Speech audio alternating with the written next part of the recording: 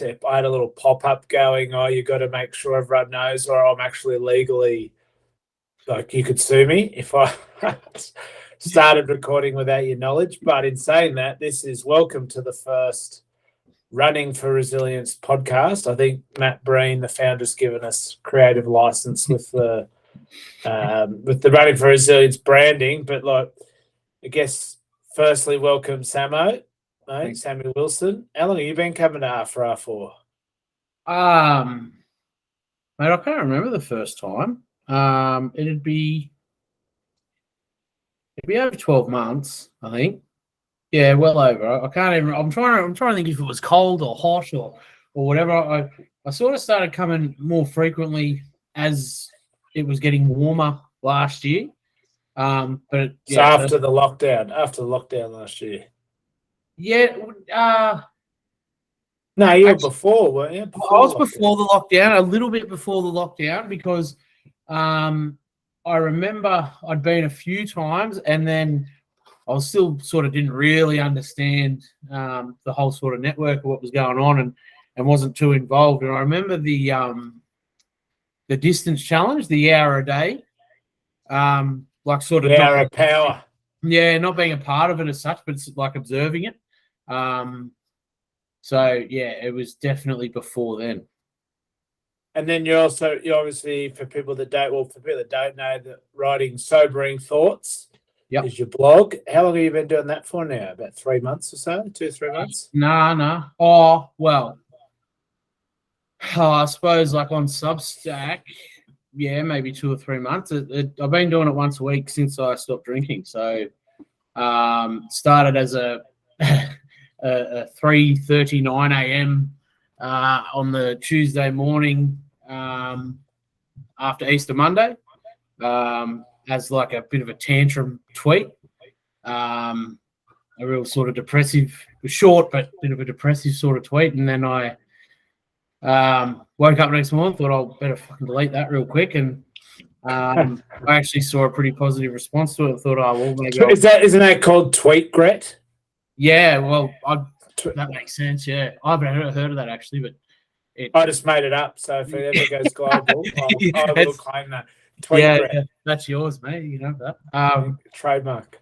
Yeah. So a week later, I felt obliged to talk to the people who were so supportive to me and stuff. You know, like strangers, most of which I've never met in my life, some of which I've sort of interacted with online for some time, and some of which I'd never interacted with. I thought, I could probably owe it to these people to show them that I sort of, I'm not just, seeking attention, and it wasn't just a fucking drunken dummy spit. So the next following week, I sort of quote tweeted my own tweet and put a bit of a thread there saying how, I'd been sober for that week, and that was a big deal for me. And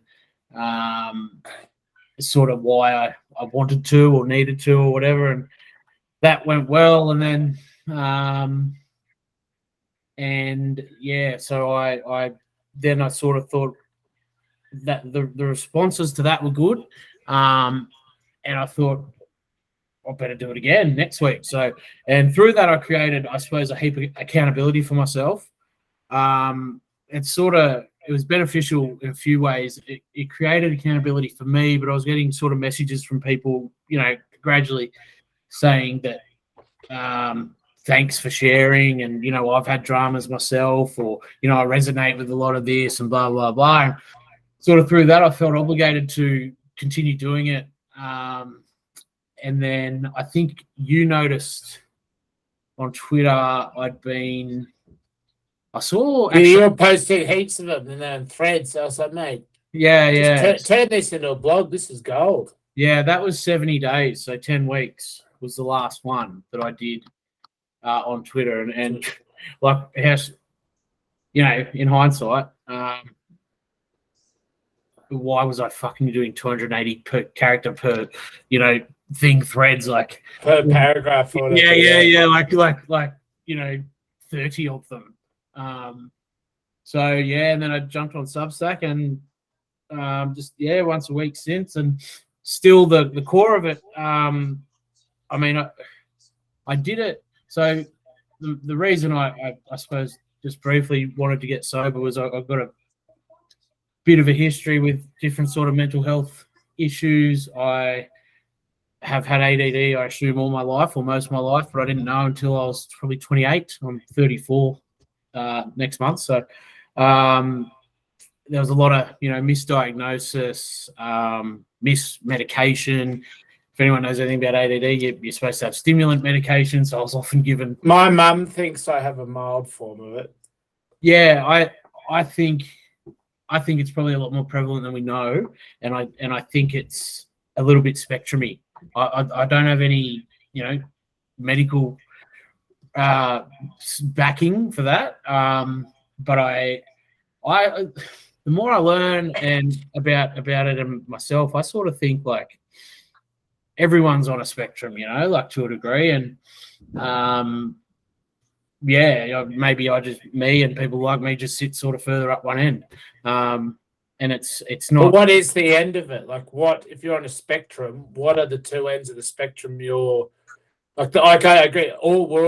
Everyone is on this single spectrum of being a human being. But like, what do you think the two ends of the spectrum are? Is it like how fast your mind races, or is it like something with attention? Like, how hard is it to get your attention, or versus I don't know. Like, what are the I suppose it's a little more dimensional than that, multi-dimensional than that, because there's variants, I suppose, now of ADD. I just have ADD, but you can have hyperactivity. You can have like more of like an internalized mental sort of form, which I guess maybe that's what I have more so, because I think that's why I was So it's our first visitor, Emma. Emma, you want to be our first guest? No, she's scared. She turned around pretty quick. Yeah, we nearly had our first guest. But yeah, no. So I suppose, yeah, I sort of talk about. I think often there's like a bit of a seesaw with like theoretical intelligence and emotional intelligence. A few lucky people are lucky enough to have a lot of both.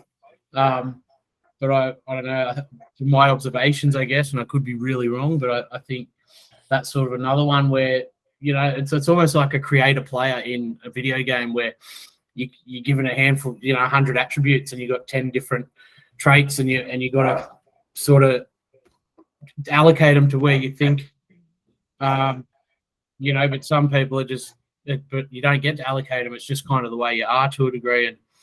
And, to say what I think's at either end, that's difficult, because I mean, there's some people who've got sort of the hyperactivity and they struggle with the brain sort of organization and focus and that sort of stuff, and I think mine's sort of more internal, but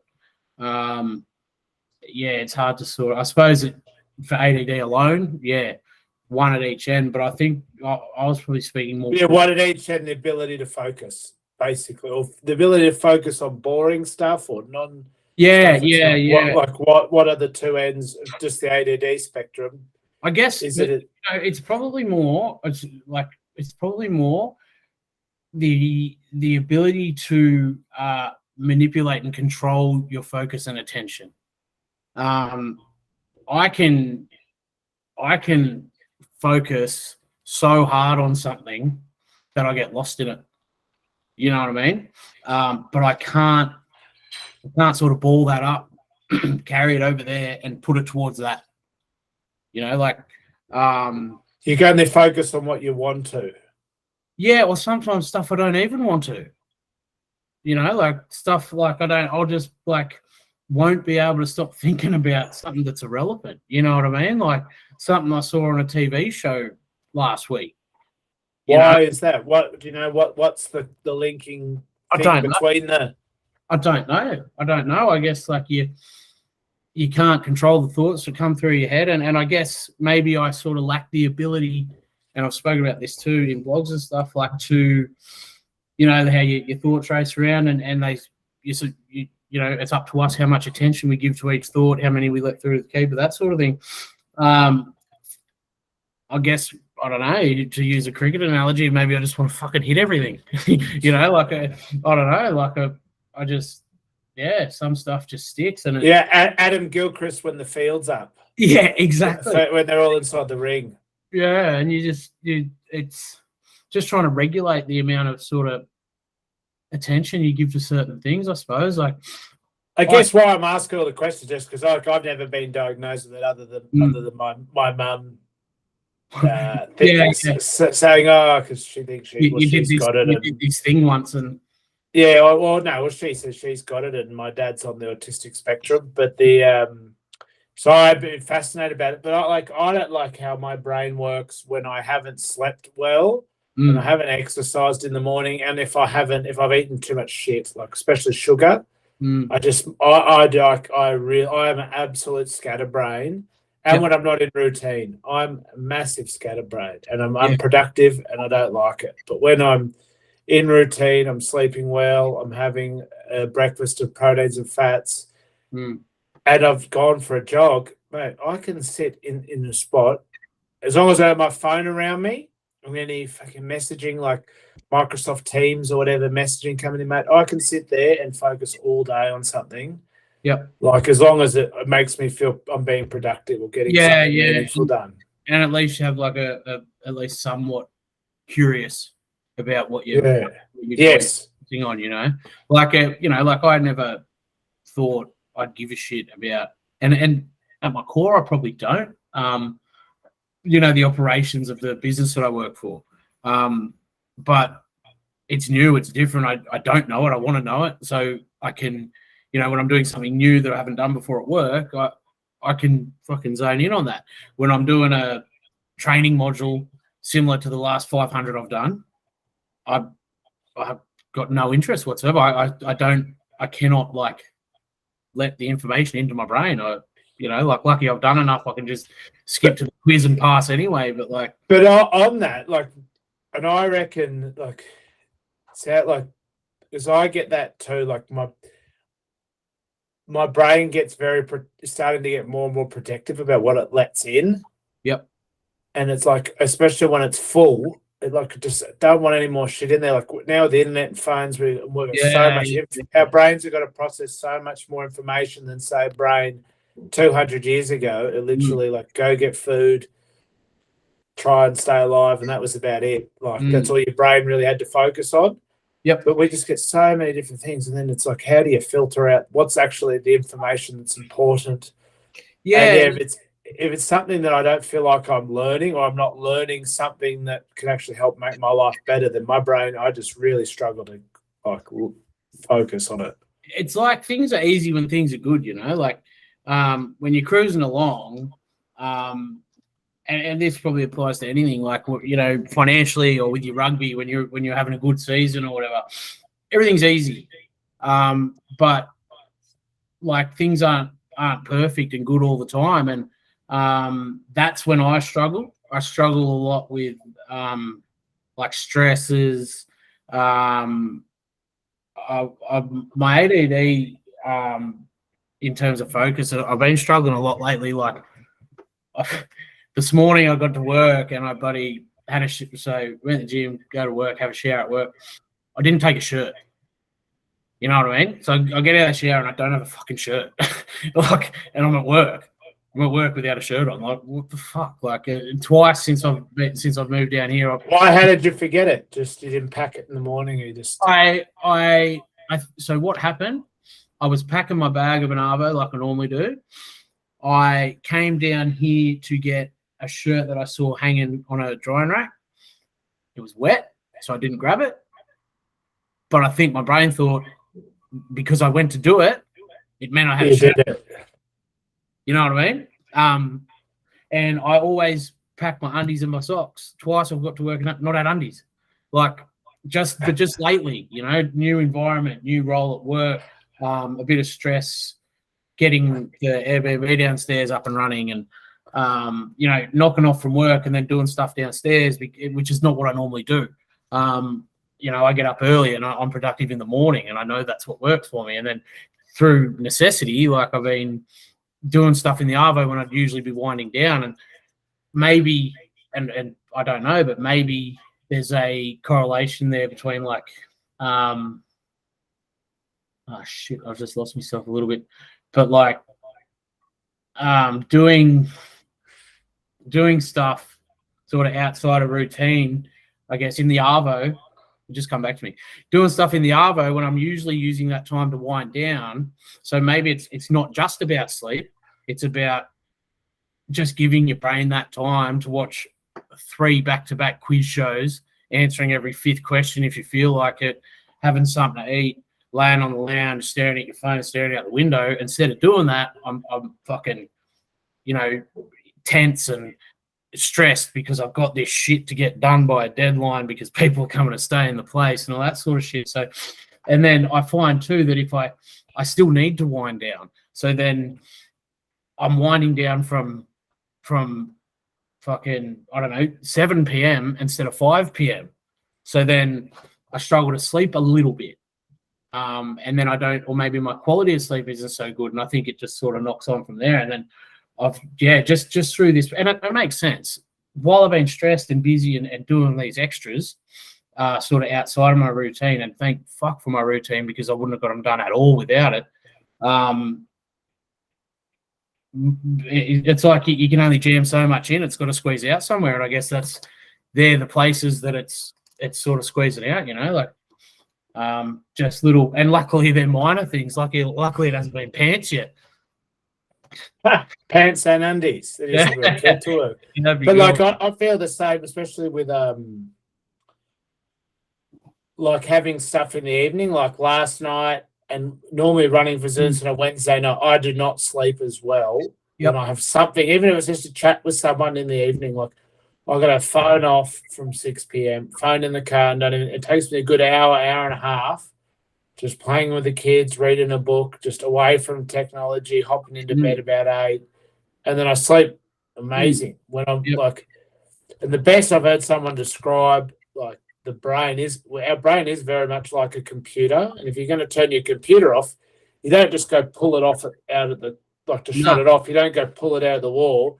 You got to close all the programs, or you click shut down, and then it goes through a boot. Then your computer goes through a boot down sequence. Well, like closes all your programs, and then it like shuts the screen off, and then it boots down. Just so my point is, there's a sequence to go into bed, and when I have that sequence consistent, I sleep so much better. And then the next day, I've got more room to. I know for a fact when I'm going to write well or think well. It's like I'm so dialed in. I know it's when I've slept well that I just smoke good writing, all just flows. Yeah, it's like when I was working in Canberra, even like I was still drinking and stuff then, but particularly this year, I've done pretty well with getting up early, and I've always got to work an hour before everyone else. And the middle of winter, you know what I mean? I'll be in at work at sometimes 5:30 in the morning or whatever. They're like, what the fuck are you doing in here? I said, because no one else is here. That's why I'm here. Like, no distractions. And this is my time. Like, I've identified that this is good for me. You know what I mean? This is what works for me. And it took a little while for my boss and stuff to like trust it. But eventually I just kept doing it. And because I knew that that's what was best for me, and that got the best out of me, and that's what was best for everyone else. Sort of working collaboratively. So I just fucking kept at it. And then I got to a point where my boss never asked me where I was or what I was doing or whatever, because my work was getting done. And, as long as I wasn't ringing anyone at 5:30 in the morning, just doing my computer stuff or whatever, emails with a delay on them or whatever, it didn't matter. And he sort of slowly came around, which hopefully is a good thing for the next person who works under him who's similar or different, works better at 10 o'clock at night or whatever. Just learning that I suppose that's, you need to be flexible with people to get the best out of them. And but it is hard as a manager because you've got to get the best out of the team. And if there's got to be crossover when people are together as a team. If one person only works in the morning, one only works in the late, you're going to have a massive disconnect. You can't be a team via email all the time. Like, you've got to have some. That is a challenge. I totally agree with your point. The managers have got to find how to get the best out of people, but they've got to. out of they got to figure out how to get the best out of the team.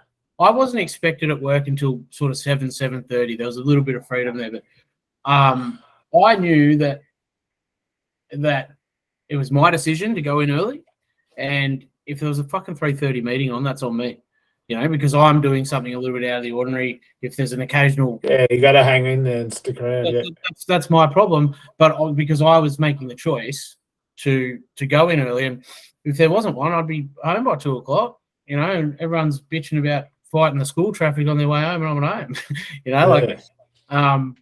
Log back on in the evening if you need to, or in the arvo when you and that's the thing about this working from home stuff. Like, and I think was it Claire on Substack was talking about Carey, and was talking all about these advances in technology were supposed to make our work easier and more efficient, and it has, but in some parts. But now we can work all the time. So people have, by wanting to be better and wanting to impress people and get better results and hit their KPIs, they're now starting to work so that it's easier to be productive. So you can get more done in your time. So if you used to get ×1 done in an hour, you now get ×1.2. So it's like, well, fuck, if I do ×1 by 8, or I can do ×1.2 by 10, and that becomes the new normal. You know what I mean? But I think when you try and push to the 10, it goes from 1.2 to 0.8 or 0.7 as you get tired. And as you do go, I can get more done and I'll try and get ahead. It's just like running a marathon. You go, I feel good. I'll up the pace, and it's still the first half of the race, and you're like, sweet, you're doing well, and then you fall into a heap later on in the race, and your time blows out. Like I just think I totally agree with what you're saying, but I think the people that can set boundaries with these technologies are the ones that are going to do the best in work. That can, I'd have to leave my phone at work in upstairs, the level above me in my locker. No phone. Can't have my phone on me. As soon as I do it, I'm great. But at the moment, I've got to use my phone to use this like 2-factor authentication check-in, and it's pissing me off having to have my phone on me while I'm at my desk. Yeah, well, mine's owned by work. Well, it's not, but technically, anyway. It's a work. But on, I guess I wanted to. Sorry, we've been rabbiting on for much longer than I thought we would. I wanted to ask you one. Well, so for anyone that's listening, if they're still listening, I highly doubt it. Is the backstory to this? So Sammy and I, we're both runners, so Running for Resilience, and then there's been a heap of us. It was about 6, 7. I mean, Claire Carey's. Hopefully, we're going to get her to Running for Resilience. So it should be about the 8th person that started blogs from this community or from the Running for Resilience community, and so we've started Writing for Resilience, which is just a monthly catch up of all the bloggers, and we sort of chat about what we're writing about and our sort of why behind it, and just it's been an awesome chat. So we had one last night, didn't we, Samo? And it was awesome. We solved all the world's problems. Breeny's going to call the UN and let them know that we've solved all the world's issues. Yeah. But then we just thought, we should have recorded it. Like, it actually would have made for a decent podcast. And my favourite podcast is the All In podcast, where it's just 4 mates started it during COVID. Because they normally play poker together, but they said they just did a potty and they're just chatting about stuff. And it's actually one of the biggest podcasts on the planet now. One of the guys was the owner of the Golden State Warriors. Another one was the guy that invented Yammer, and he was like one of the first employees at eBay. Like, they're all really successful guys, but it is just the best podcast, bar nothing. Like, they talk about the most fascinating.